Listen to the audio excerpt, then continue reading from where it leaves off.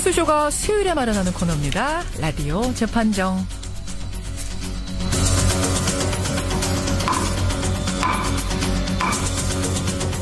논란이 되고 있는 이슈나 인물을 저희가 스튜디오 재판정 위에 올려놓으면 여러분들이 배심원 자격으로 판결을 내려주시는 거죠. 오늘도 양측 변호인 나오셨습니다. 노영희 변호사님 어서 오세요. 네, 조금 답답하고 우울한 아침이지만 라디오 재판정으로 위로받으시기 바랍니다.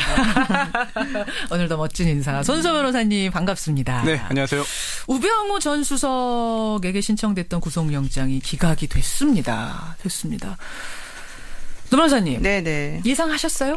예, 저는 월요일 날 제가 어떤 언론사에다가 실론을 썼어요. 예상하셨어요? 예, 특검의 창이 과연 우병우 수석의 방패를 뚫을 수 있을 것인가. 제가 보기에는 불투명하다. 이러저러한 이유로. 예. 손 변호사님은 어느 쪽으로 거셨었어요?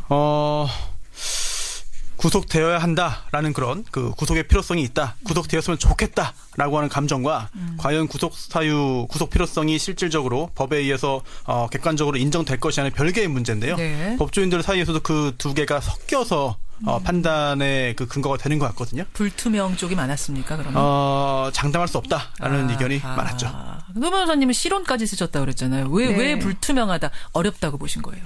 왜냐하면은 일단은 권한남용 하고 직무유기 두 가지가 가장 핵심이었는데요. 그렇죠. 민정수석이라고 하는 그 위치가 가지고 있는 권한이 상당히 넓고 추상적이거든요. 권한 범위가. 그런 경우에 과연 민정수석이 사정을 해서 어떤 식으로 인사적인 절차를 하는 것 자체가 원래 민정수석의 일인데 과연 그러한 행위를 했다라고 해서 이걸 무조건 권한남용이라고 볼 수 있을 것인가. 그 부분이 사실은 핵심이고요. 두 번째 직무유기가 인정이 되기 위해서는 적극적인 직무유기가 있어야 되는 거예요. 우리나라 판례에 의하면. 근데 지금 우병우 수석은 본인이 미흡했다. 즉 적극적인 게 아니고 과실이었다라고 변명을 했어요. 제가 못나서 못 봤습니다. 쉽게 말하면 그런 그거거든요. 식으로. 제가 그렇기 때문에 못나서 못 봤어요. 그 현재까지 나와 있는 판례상의 그 직무유기와 권한남용을 인정하는 그런 기준에 의하면 우병우 수석의 행동은 도덕적으로 비난받아 마땅할 가능성이 있지만 그럼에도 불구하고 영장을 발부할 정도의 사연은 아니다라고 보는 게 이제 일반적인 시각이었죠. 그리고 이렇게 범죄 혐의도 중요합니다만 여기에 더해서 구속이라는 것에 대해서도 한번 검토해 볼 필요가 있는데요. 불구속 수사가 원칙입니다. 구속 수사는 예외적인 것이고요.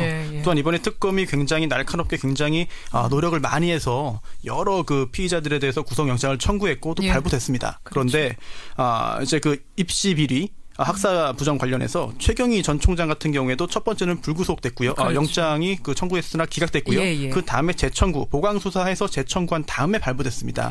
근데 그 당시에 최경희 총장을 제외한 나머지 관련자들은 다 줄줄이 구속되는 상황이었거든요. 그래서 불구속 이제 구속영장이 발부되지 않은 것에 대해서 굉장히 여러 가지 논란이 있었습니다만 이 정도로 특검이 열심히 수사했어도 법원에서는 구속 여부에 대해서는 굉장히 엄격하게 판단한다. 그런 점도 이번에 영향을 미쳤겠죠. 아마 김기춘 전 그 실장이 상당히 억울할 것 같은데요. 김기춘 실장에 대해서는 구속이 되고, 됐잖아요. 그다음에 우리 우병우 전 수석에 대해서는 구속이 안 된 것의 차이가 무엇인가? 그게 더 궁금하다는 거예요. 그게 청취자들 제일 많이 들어오는 질문이 누구는 되고 누구는 안 되고. 국민들 보기엔 다 비슷한 직무유기, 권한남용 비슷한 것 같은데. 네, 그런 것들을 확인하기 위해서는 그 법무부와 검찰 관계자들을 불러서 조사를 철저히 하는 것이 필요했어요. 우병우 수석의 혐의 사실과 관련해서는. 현직 검사들을 불러다 조사를 했었어야 된다. 왜냐하면 법무부와 검찰 조직에서 좀 관여한 내용이 좀 있었기 때문에. 그럼에도 불구하고 그들을 조사할 수가 없었어요. 특검에서.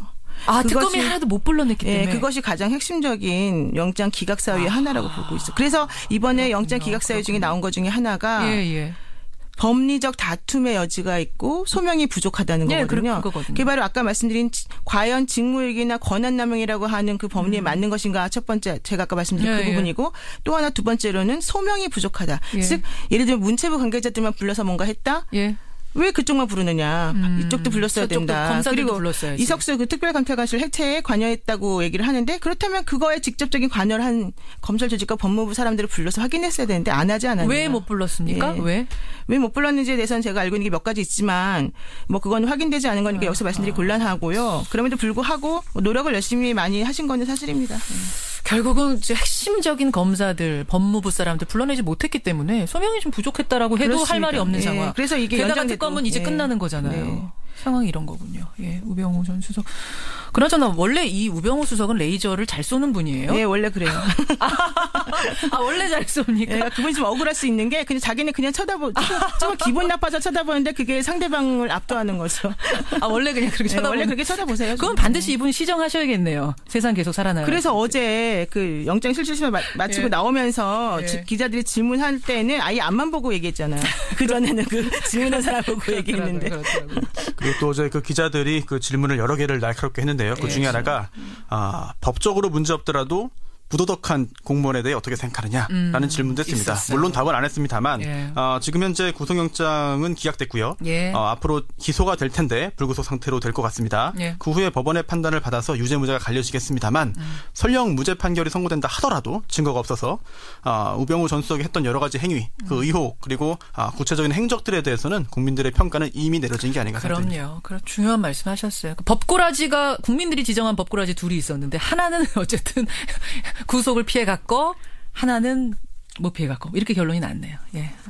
재판정 앞에 오늘 한참 좀 열을 내고 시작했습니다. 오늘 주제로 들어가 보죠. 오늘 재판정 변론을 펼칠 주제 이겁니다. 누군가의 사진에다가 신발을 투척했다면 그것은 모욕행위인가 아니면 단순 퍼포먼스인가? 이게 뜬금없이 무슨 소리입니까, 노 변호사님? 설명 좀 해주세요. 이게 그 외국계 기업인 어떤 회사에 그 지난 2015년 1월에 있었던 일인데요. 그 회사가 경영난을 이유로 해서 전체 직원 377명 가운데 330명을 정리해고 있습니다. 정리해고. 그런데 당시 노조 지회장이었던 배모 씨는 정리해고 대상이 아니었지만 그럼에도 불구하고 그러한 사태의 부담을 느끼고 스스로 목숨을 끊었죠.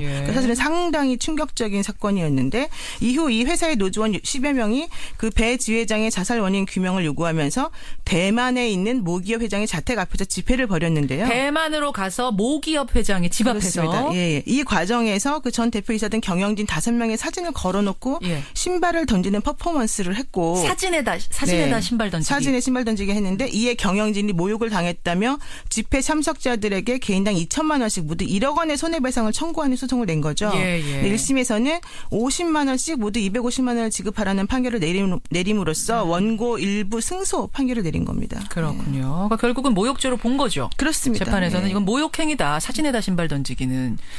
자, 의견 확인하겠습니다. 손 변호사님. 네. 어떻게 보세요? 안타깝지만 모욕이고 또한 손해배상 대상입니다. 모욕이다. 유죄 맞다. 노 변호사님. 저는 이거는 좀 용인 가능한 퍼포먼스로 보아야 되는 것이 아니었을까. 무죄 입장입니다. 모욕죄까지는 아니다. 무죄. 근데 오늘은 좀 미리 말씀을 드릴게. 이 두 분의 평소 신념에 따랐다기보다는 우리가 나눠야지 얘기가 되니까 나눠서 변론하는 것이라는 점 말씀을 미리 드리고요. 사진의 신발 투척, 모욕행위냐 퍼포먼스냐 여러분 문자 주시면 됩니다. 노영희 변호사의 변론. 용인 가능한 퍼포먼스다 찬성하시면 노변 혹은 무죄. 손수호 변호사의 변론. 명백한 모욕행위다. 이 사진에 신발 던지기 안 된다 생각하시면 손변 혹은 유죄. 이렇게 냉정하게 문자 주시면 되겠습니다. 노 변호사님. 네네.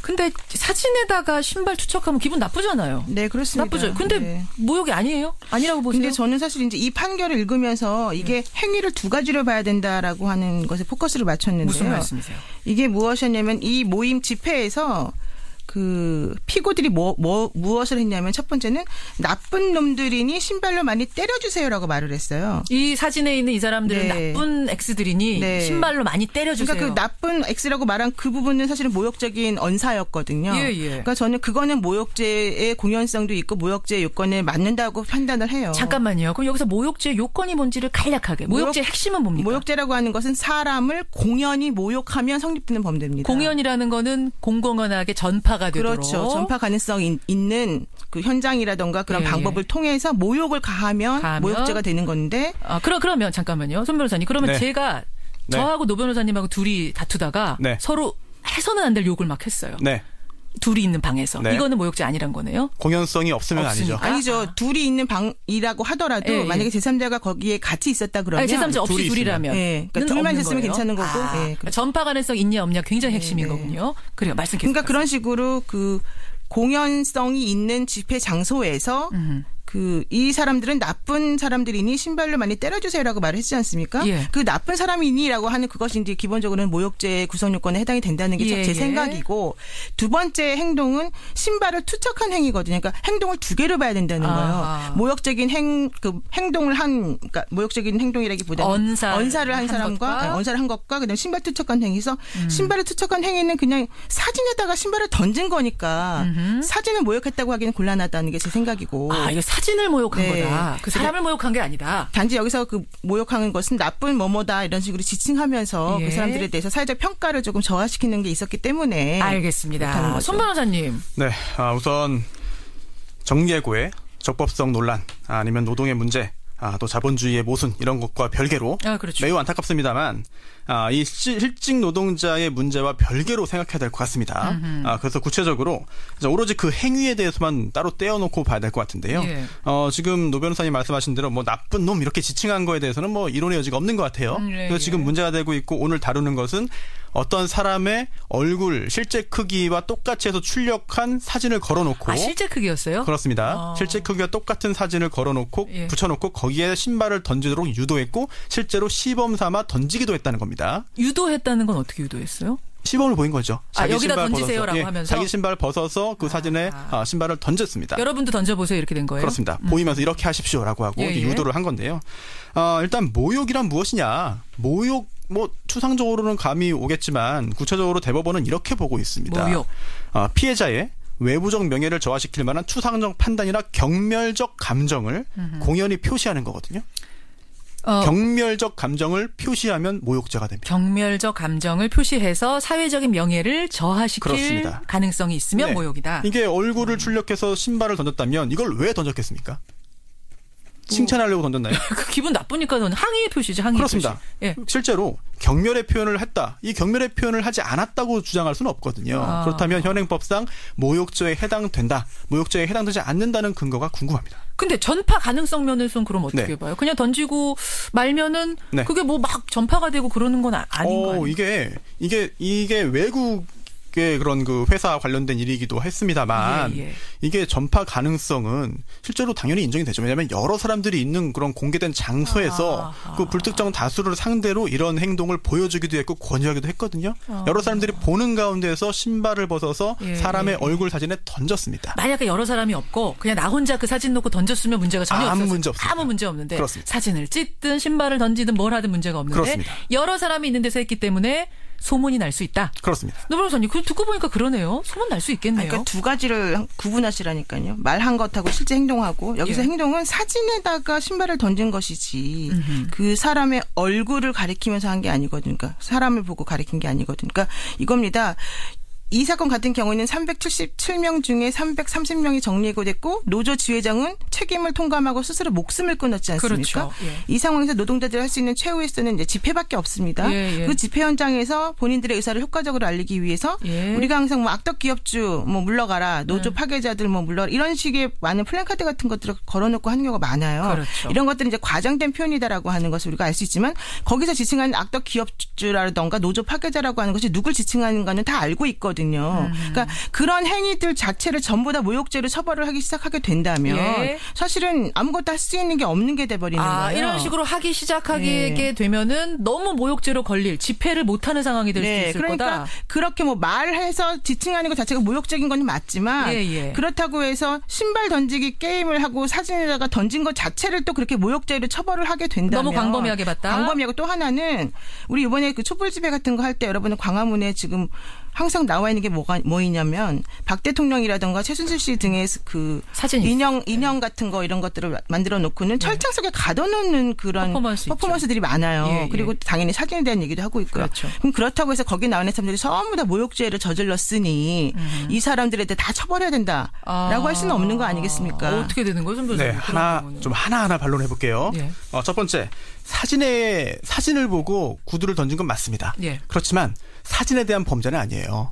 그 사진의 주인공인 사람에 대한 범죄라는 사진 점. 자체는 무생물이니까. 그렇습니다. 사진에 대한 범죄 아니니까요. 사진에 대해 던지건 영상에 대해 던지건 그건 똑같습니다. 또 두 번째, 지금 탄핵 찬성 집회, 촛불 집회에서 여러 가지 그런 풍자, 퍼포먼스, 조형물 있죠.